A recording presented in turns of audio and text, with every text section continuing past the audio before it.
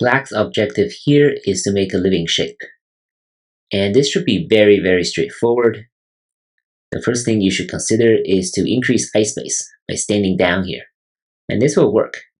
If white plays on the outside, then this is plenty of space.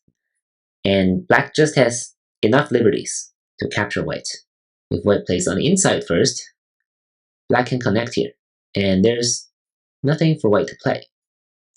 Again, black just has enough liberties to capture all of these white stones inside. And if white tries something like this, it'll be the same.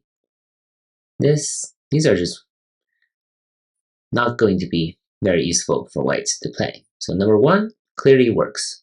And of course, you're nervous about number 1. If you don't know what's going on, you can always fall back to shapes that you're familiar with, like this one. This will be a bench 3. White must come in. White really doesn't have any other move. Although, if this is the result, black only has 2 points, compared to this will be 5 points for black in the end.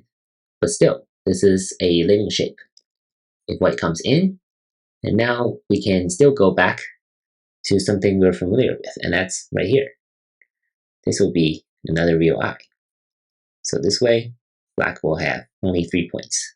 So that is why standing down here is the optimal result, and it should be pretty straightforward, but in case you have any questions, please let me know in the comment section below.